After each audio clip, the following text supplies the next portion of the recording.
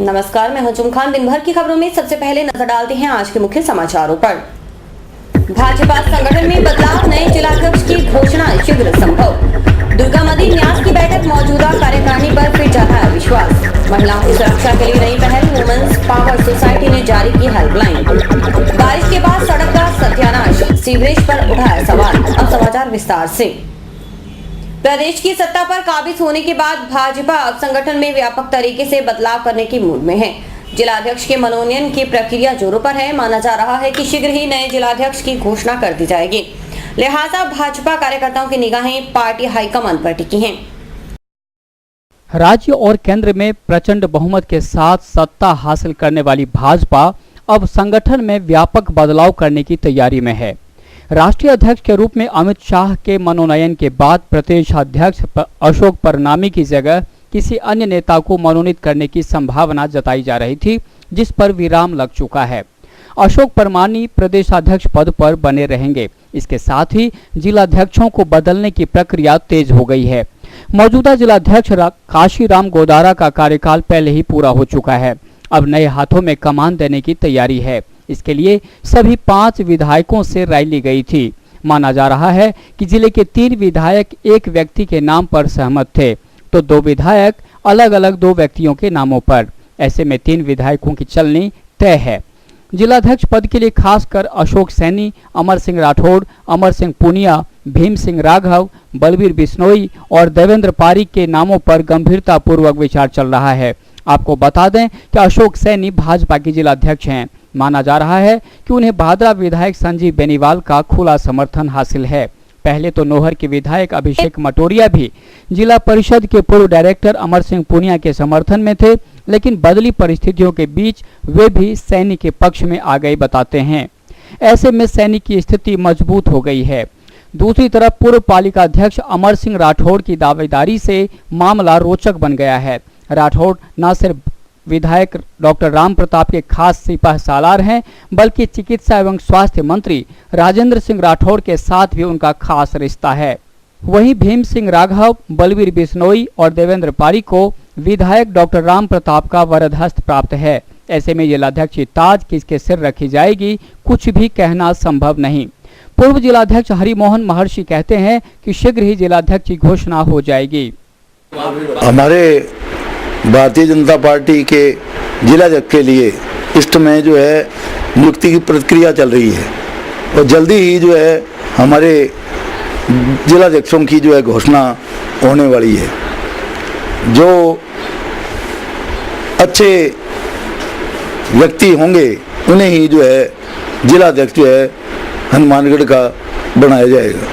भाजपा की पृष्ठभूमि की बात करें तो वर्ष 1994 में जिला बनने के बाद पहले जिलाध्यक्ष बनने का गौरव हासिल है हरिमोहन महर्षि को। क्षेत्र के वरिष्ठ अधिवक्ता के तौर पर विख्यात हरिमोहन महर्षि जनसंघ के कार्यकर्ता रहे हैं।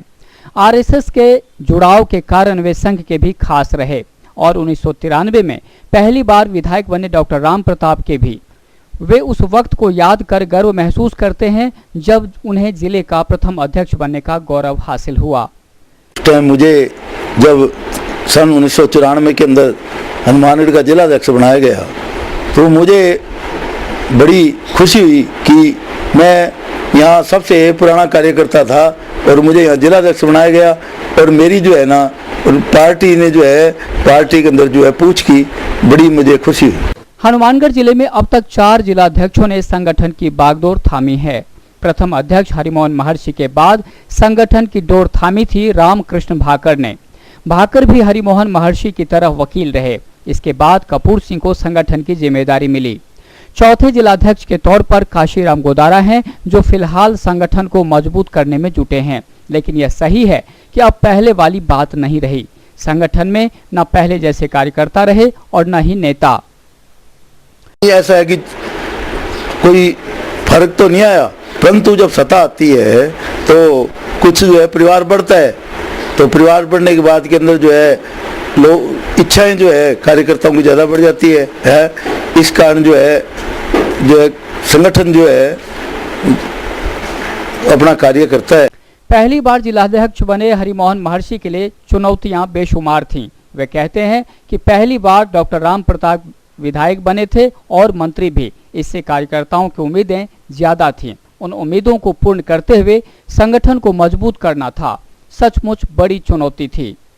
मेरे ये था कि क्योंकि उस टाइम पहले हमारे यहाँ से हनुमानगढ़ से जिले से पहली बार जो है डॉक्टर राम प्रताप जो है यहाँ विधायक बने और उसके बाद में वो जो है मिनिस्टर भी बने।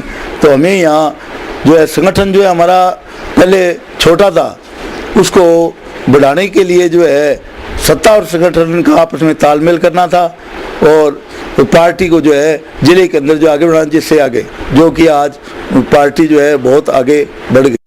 पूर्व जिलाध्यक्ष हरिमोहन महर्षि से पूछा कि सत्ता और संगठन में सामंजस्य बिठाना कितना मुश्किल है। महर्षि के मुताबिक कार्यकर्ताओं को लगना चाहिए कि आखिर उनकी वजह से संगठन को सत्ता मिली है, वह उसमें सहयोगी है। से नहीं है कि जो परिवार जो है पार्टी के अंदर जो है कि ना अपने पहले एक छोटी सी पार्टी होती थी, अब जो है पार्टी जो है बहुत ज़्यादा भारतीय जनता बढ़ गई है। पूरे अब आज सेंटर में भी भारतीय जनता पार्टी की सरकार है और स्टेट में भी भारतीय जनता पार्टी बहुत स्टेटों में आ गई है। तो कार्यकर्ता की इच्छाएं भी बड़ी है और वो अपने ज़्यादा काम पार्टी से करवाना चाहता है। ऐसी कोई बात नहीं है। आमतौर पर सत्ता मिलने के बाद पार्टी पर कार्यकर्ताओं की उपेक्षा का आरोप लगता है। वरिष्ठ नेता हरिमोहन महर्षि इस आरोप से इनकार नहीं करते। वे कहते हैं कि पहले पार्टी छोटी थी, अब विशाल हो गई है। जाहिर है कार्यकर्ताओं की संख्या के हिसाब से उनकी इच्छाएं भी बढ़ी हैं। पहले एक छोटी सी पार्टी होती थी, अब जो है पार्टी जो है बहुत ज़्यादा भारतीय जनता बढ़ गई है। पूरे अब आज सेंटर में भी भारतीय जनता पार्टी की सरकार है और स्टेट में भी भारतीय जनता पार्टी बहुत स्टेटों में आ गई है। तो कार्यकर्ता की इच्छाएं भी बड़ी है और वो अपने ज़्यादा काम पार्टी से करवाना चाहता है। ऐसी कोई बात नहीं है। जनसंघ से लेकर भाजपा में आज तक के दौर को निकट से देखने वाले हरिमोहन महर्षि मानते हैं कि आज पार्टी की मिल रही सफलताएं सपना जैसी लगती है। हमें उम्मीद नहीं थी कि पार्टी बहुमत के साथ सत्ता में आएगी। जो है अगर सत्ता केंद्र में जो सरकार आई है, ये जो है एक सपना सा है कि मोदी जी हमारे जो प्रधानमंत्री देश के बने हैं, उन्होंने उनकी वजह से भारतीय जनता पार्टी आज केंद्र में सरकार आई है और हमें इतनी उम्मीद नहीं थी कि भी भारतीय जनता पार्टी इतनी सीटें ले जाएगी और केंद्र के अंदर हमारी सरकार आ जाएगी। और ये एक आश्चर्य वाली बात थी। अपनी दावेदारी को मजबूती से पेश करने में जुटे हैं। अब जिलाध्यक्ष पद की ताजपोशी किसकी होगी कहना मुश्किल है, लेकिन इतना तय है कि जिसके पास सबसे अधिक विधायकों का समर्थन होगा, जिलाध्यक्ष बनने में उतनी ही आसानी होगी। Bureau report, sky channel, Hanumangarh. Durga मंदिर एवं धर्मशाला न्यास कमेटी की बैठक में फिर से मौजूदा टीम पर ही विश्वास जताया गया है। रविवार को हुई बैठक में सदस्यों ने मौजूदा टीम की कार्यकारिणी पर मुहर लगाई। हनुमानगढ़ जंक्शन स्थित दुर्गा मंदिर एवं धर्मशाला न्यास कमेटी की बैठक रविवार को हुई। अध्यक्षता अध्यक्ष कमलेश लखोटिया ने की। दुर्गा मंदिर न्यास और धर्मशाला की कार्यप्रणाली पर संतोष जताया गया। धर्मशाला के विस्तार और निर्माण पर संतोष प्रकट करते हुए कामकाज पर संतोष जताया गया। सचिव परमानंद कटारिया ने लेखा जोखा पेश किया, जिस पर सहमति जताई गई। बैठक में अशोक नारंग, कालूराम शर्मा, उपाध्यक्ष किशन पुरोहित, कोषाध्यक्ष रामकिशन नारंग, उप सचिव पुन्नूलाल कालड़ा, उप कोषाध्यक्ष गजेंद्र गौड़ उर्फ टिल्लू ठेकेदार, प्रचार मंत्री महेश जसूजा आदि मौजूद थे। अंदर बैठक हुई 3 साल के बाद में 20/7/2014। इसके अंदर 3 साल का लेखा जोखा हुआ। मंदिर के निर्माण के अंदर धर्मशाला 20 रूमों की तैयार की गई है, उसका लेखा जोखा किया गया और कमेटी ने पुरानी कमेटी को ही वापिस प्रस्ताव सर्वसम्मति से रखा गया। दुर्गा मंदिर धर्मशाला न्यास की एक बैठक हुई जो 3 साल पूर्ण होने के ऊपर चुनाव संबंधी बैठक थी, जिसके अंदर 3 सालों का लेखा जोखा पेश किया गया। अध्यक्ष कमलेश कुमार जी ने, रामकिशन जी नारंग ने, परमानंद जी कटारिया ने पूरा 3 साल का लेखा जोखा पेश किया, जिसको उपस्थित सदस्यों ने संतोषजनक पाया और धर्मशाला जो बन रही है उसका निरीक्षण किया और धर्मशाला बहुत बढ़िया बन रही है शहर के अंदर। उसको अध्यक्ष को और पूरी कमेटी को बधाई दी और सभी सदस्यों ने सहमति से जो पूर्वतः कमेटी थी उसको यथास्थिति रख दिया। भाई वही कमेटी काम करेगी, यह धर्मशाला पूर्ण हो। जागो नारी संगठन की ओर से पहल करते हुए वुमेन्स हेल्पलाइन की शुरुआत की गई है। संगठन की ओर से घर और स्कूल कॉलेज आदि जगहों पर लड़कियों और महिलाओं को हो रही परेशानी को दूर करने के लिए संगठन हर संभव प्रयास करेगा। जागो नारी संगठन द्वारा वार्ड नंबर 40 में बैठक का आयोजन कर आगामी प्रयासों के बारे में बताया गया। संगठन की जिला संयोजिका मोनिका स्वार ने बताया कि संगठन की ओर से घर व बाहर प्रताड़ित होने वाली महिलाओं की सुरक्षा के लिए हेल्पलाइन शुरू की गई है, जिसके जरिए महिलाएं घर में होने वाली प्रताड़ना की खबर उस नंबर पर दे सकती हैं। वहीं लड़कियां स्कूल कॉलेजों में होने वाली परेशानी की खबर भी इस नंबर पर दे सकती हैं। संगठन की ओर से अपने स्तर पर उस खबर की सत्यता की जांच की जाएगी और फिर पुलिस प्रशासन के सहयोग से कार्रवाई की जाएगी। अधिवक्ता मोहम्मद अयास ने कहा कि प्रताड़ना से संबंधित सभी मामलों में कानूनी मदद के लिए हर समय तैयार रहेंगे और निःशुल्क सेवाएं देंगे। वहीं संगठन में शामिल महिलाओं ने भी इस अभियान को सफल बनाने की बात कही।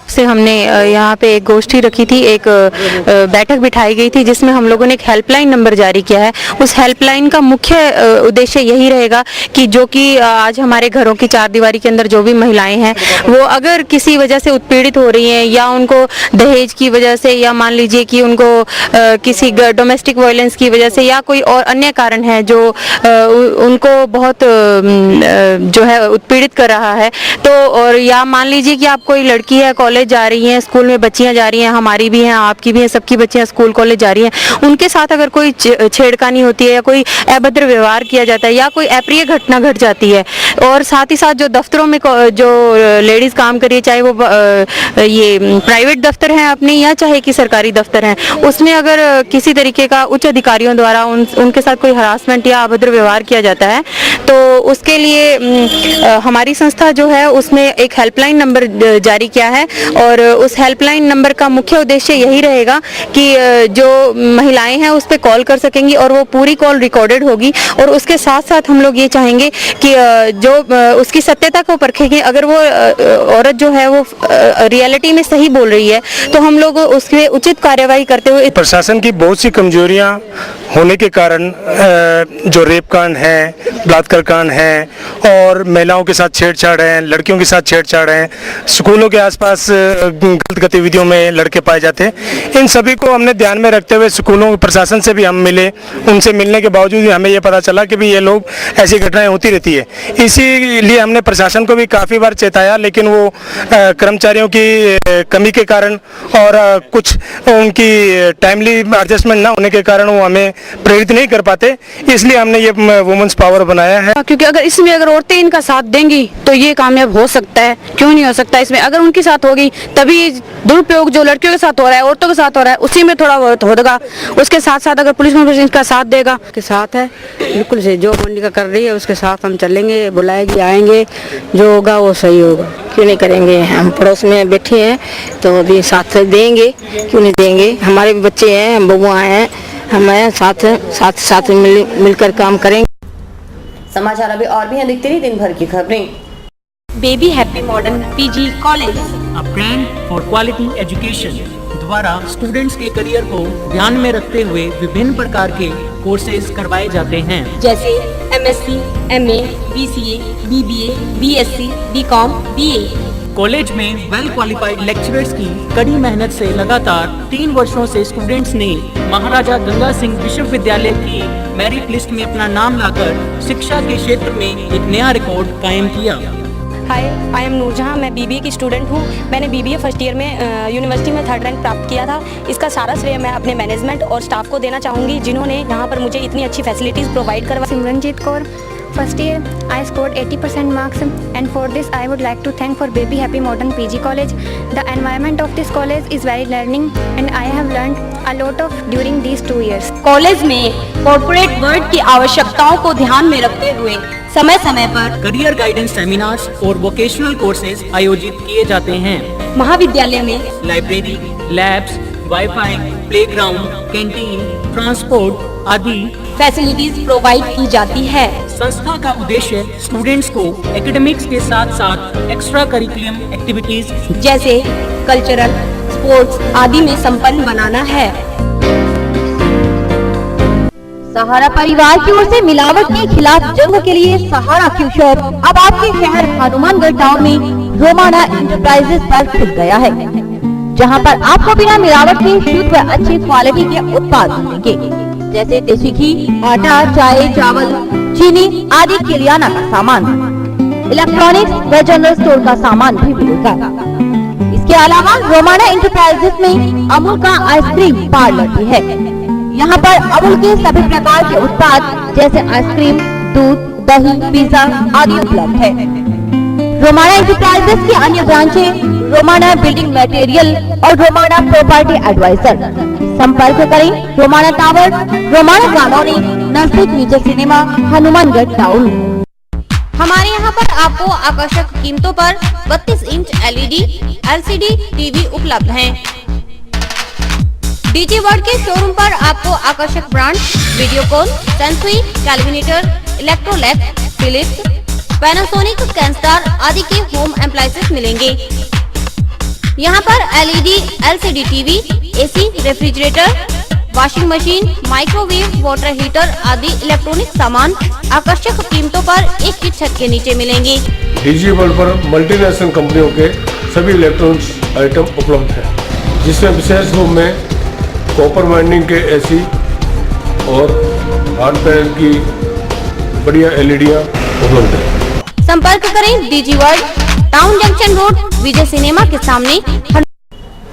बारिश के बाद सड़कों का सत्यानाश हो गया है। सीवरेज की वजह से सड़कें बैठ गई हैं। ऐसे में लोग सीवरेज सिस्टम पर ही सवाल उठाने लगे हैं। यह है हनुमानगढ़ जंक्शन के वार्ड नंबर 23 की गली नंबर 19। जगह जगह पर खड्डे, पैर पड़ते ही धंस जाती है सड़क और परेशान हो जाते हैं लोग। बारिश के बाद हालत और खराब है। लोग परेशान हैं, हादसों की आशंका जता रहे हैं। उनका कहना है कि करोड़ों रुपए व्यर्थ चले गए। अब सीवरेज सफल नहीं होने से शहर बर्बाद हो गया है। गवर्नमेंट का जो ये सीवर वाला प्रोग्राम चल रहा है, ये जमा ही बेकार है, किसी काम का नहीं है। और इस पे ऐसे मतलब करोड़ों रुपए व्यर्थ जा रहे हैं और यहाँ पे खड्डे हो रहे हैं, सरकार को ध्यान नहीं दे रही। तो क्यों ये पब्लिक का पैसा वेस्ट ही कर रहे हैं, और क्या है जी, और तो कुछ नहीं है इसमें, आने जाने तो है नहीं।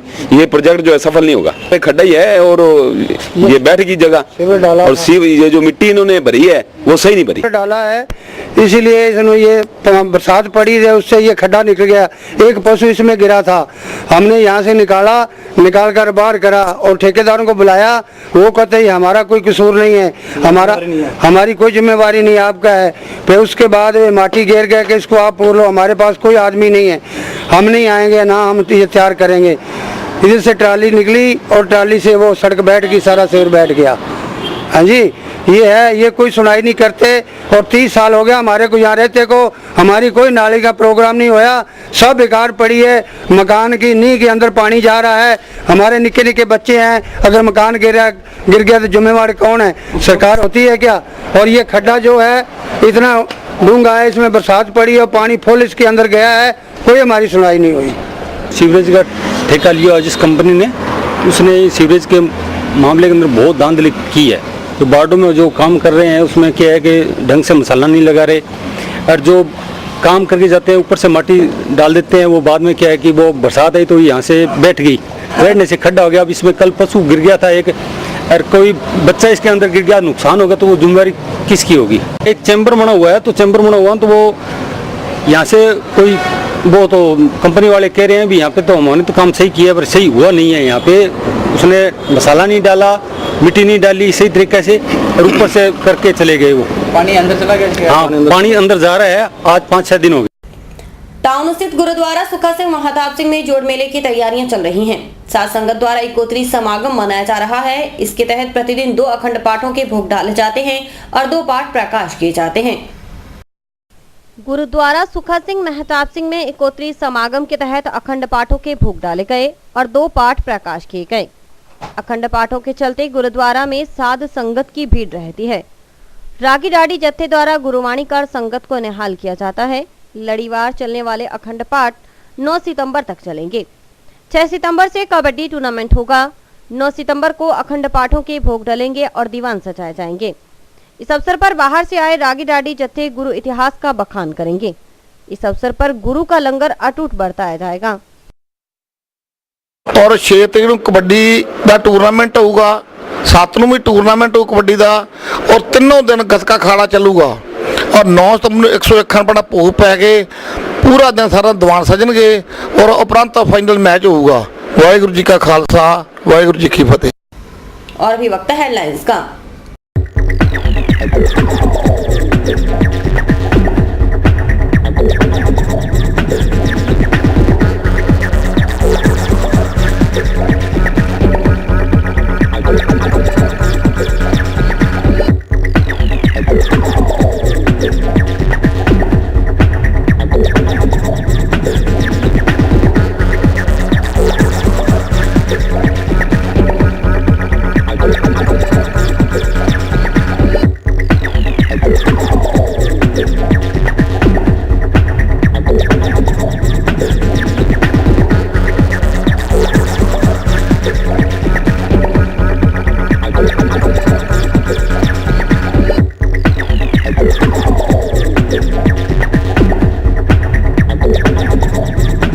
शनिवार शाम हुई बारिश के बाद मौसम खुशनुमा बना है। जिला मुख्यालय सहित आसपास के गांवों में अच्छी बारिश होने की खबर है।